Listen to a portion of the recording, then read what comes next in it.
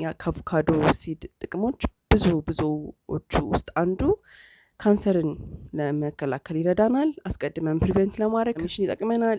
ለዳይጀስቲቭ ሲስተም በተለይ ጨጓራ ህመም ምናምን ላለብን ሰዎች ለዳይጀስቲቭ ሲስተም በጣም አሪፍ ነው። ሲቀጥል ደግሞ ለቤሊፋት ለምሳሌ ብዙ ሴቶች የምንቸገርበት ነገር ይመስለኝ ቤሊፋት ነው። እኔ እንኳን መጠቀም ከጀመርኩ 1 ወር ሆኖኛል። በጣም ወድጄዋለሁ ማለት ነው። ስለዚህ በጣም ሪኮመንድ ማድረገው ነገር ነው። እና ለብለድ ሹገራችን የብለድ ሹገር ሌቭላችን ኢምባላንስ ከሆነ እሱን ባላንስ እንዲሆን ይረዳናል። ለስኪን በጣም ቆንጆ ነው። ምክንያቱም የአቮካዶ ሲድን በሁለት አይነት ነው መጠቀም የምንችለው። አንደኛው በኦይል ሲሆን ሁለተኛው ደግሞ በሻይ ነው። እንግዲህ በዚህ ቪዲዮ ይዤላችሁ የመጣሁት በሻይ ነው። ያው በሻይ መልኩ ነው የምንጠጣው ማለት ነው። ስለዚህ አዘገጃጀቱን ካፍታ ቆይታ በኋላ አሳያችኋለሁ። እና ጥቅሞቹ እንደነገርኳችሁ ነው። አቮካዶ እንደሚታወቀው ለሴቶች ለፈርቲሊቲ በጣም ሪኮመንድ የሚደረግ እንትን ነው። እና ከአቮካዶ ስጋው በተጨማሪ ደግሞ ሲዱ ለእርጉዝ ሴቶች በጣም ይመከራል። ምክንያቱም በእርግዝና ወቅት ዳይጀስቲቭ ሲክነስ አለ፣ ብዙ አይነት ኖዥያዎች ምናምን ነገሮች ስላሉ እነሱን ለመከላከል ፕሪቨንት ለማድረግ በጣም ይጠቅማል። እንደነገርኳችሁ ማግኒዚየም እና ፖታሲየም ውስጡ ስላለው ለእርጉዝ ሴት ደግሞ ዋነኛው የሚያስፈልጋት ነገር ፎሊክ አሲድ፣ ማግኒዚየም፣ ፖታሲየም ስለሆነ እሱን ነገር ሰፖርት ያደርግልናል ማለት ነው። እና በጣም የወደድኩት ነው እየተጠቀምኩበት ያለሁት ነገር። ለዛ ነው ለእናንተም ሪከመንድ ላደርግ የመጣሁት። አሰራሩ በጣም ቀላል ነው። በቤታችን ውስጥ በቀላሉ ማዘጋጀት የምንችለው ነገር ነው። እኔ እንኳን መጠቀም ከጀመርኩ 1 ወር ሆኖኛል። በጣም ለውጥ አይቼበታለሁ። ብዙም ያልተናገርኳቸው ብዙ ቤኔፊቶች አሉት። ጉግል ማድረግ ትችላላችሁ እና እንድትጠጡት በጣም እመክራለሁ። በቀጣይ ደግሞ በኦይል መልክ እንዴት ነው የምንጠቀመው የሚለውን ይዤላችሁ እመጣለሁ። ዛሬ እንግዲህ በሻይ መልክ ነው ያልኳችሁ። አዘገጃጀቱን ከዚህ ቀጥሎ አሳያችኋለሁ። አመሰግናለሁ። ወዳችሁ። እሺ እንግዲህ እንደምታዩት አቮካዶ ፍሬው ይህንን ይመስላል።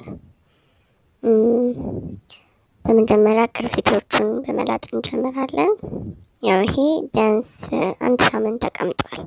ቅርፊቱ በራሱ እንዲደርቅልኝ ስለፈለኩ ማለት ነው።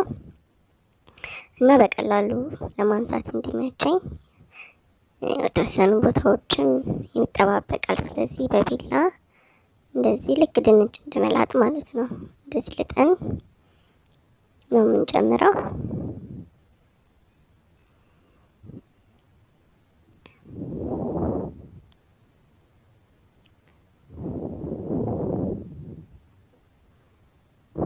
እንግዲህ ጥፍር ስለሌለኝ ነው።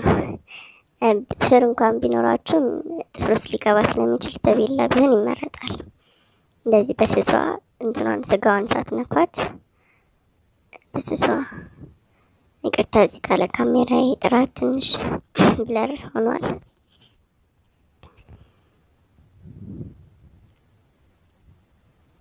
ይስተካከላል። ካሜራው ትንሽ ፎከስ አጥቶ ነው መሰለኝ።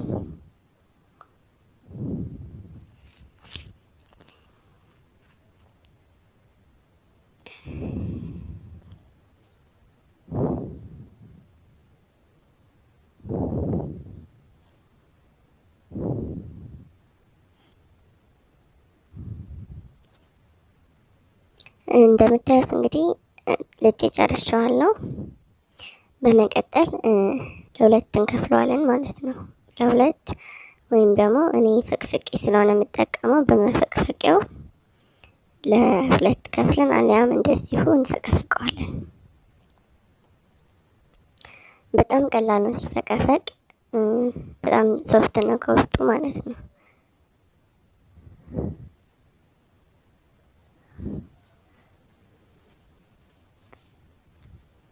እንደዚህ እንደምታዩት እንፈቀፍቀዋለን።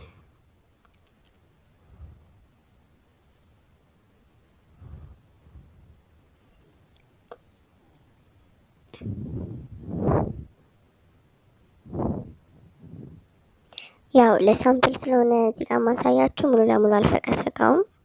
እንደዚህ እንፈቀፍቀዋለን። በሁለት አይነት መንገድ ነው ብዙ ጊዜ የምንጠቀመው።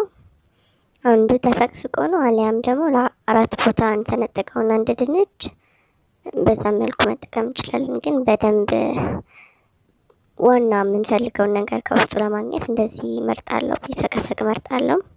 እንግዲህ ይሄ እንደምታዩት ተፈቅፍቆ ነው፣ አልደረቀም። እንግዲህ እርጥብ ሲሆን እንደዚህ ነው የሚሆነው።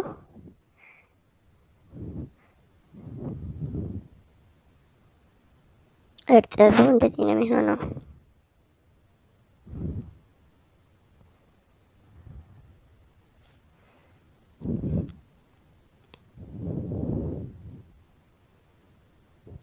ይሄ የምታዩት ደግሞ አድርቄው ነው። ቢያንስ አንድ 3 ቀን በፀሐይ አድርቄዋለሁ። በጣም ደረቅ ነው። ይሄንን ነው እንግዲህ የምንጠቀመው እንደ ሻይ አድርገን ማለት ነው። የቅድሙም እርጥብ ነው። ሲደርቅ እንደዚህ ይሆናል። እንደ ካሮት ቀይ ይሆናል። ይሄንን ነው የምንጠቀመው። ውሃ ጥጃለሁ። እንግዲህ አሁን ውሃው ሲፈላልኝ ልክ ሻይ ቅጠል እንደምንጨምረው ሻይ ቅጠል ውስጥ ማነው ውሃ ውስጥ እንጨምራለን። ይሄ ደግሞ ሌላኛው አልኳችሁ። ይሄን ፍሬውን የቀረውን ደግሞ 4 ቦታ ወይ 2 ቦታ እንሰነጥቀውና ይሄንን ዝም ብለን በውሃም አድርገን መጠጣት እንችላለን። ውሃው ዘብዝፈን፣ ካልሆነም ፈቅፍቀን እንደዚህ መጠቀም እንችላለን። እንዳልኳችሁ ቢፈቀፈቅ መርጣለሁ እኔ። አሁን እንግዲህ የሚፈላ ውሃ ውስጥ ጨምረውና ሻዩን ነው ማሳያችሁ ውጤቱን ማለት ነው። እንግዲህ ሻዩ ፈልቶልኛል። ስኳር ባንጠቀም መርጣለሁ። በማር ቢሆን በደንብ ጥሩ ነው። ስኳር ባንጠቀም መርጣለሁ። ስለዚህ እንዳልኳችሁ ማር ፕሪፈር ብናደርግ መርጣለሁ። ስኳር የተመቻችሁ በስኳር ማድረግ ትችላላችሁ። በማር ሲሆን ግን ይበልጥ ጥሩ ስለሆነ እሱን ብታረጉ እላለሁ። እንግዲህ ሻዩ ማነው ጨምሬዋለሁ። እንደምታዩት ፈልቷል፣ ተንተክትኳል። ቀይ ነው የሚሆነው፣ የሻይ ከለር ነው የሚይዘው። አጥልለን እናከተዋለን ማለት ነው።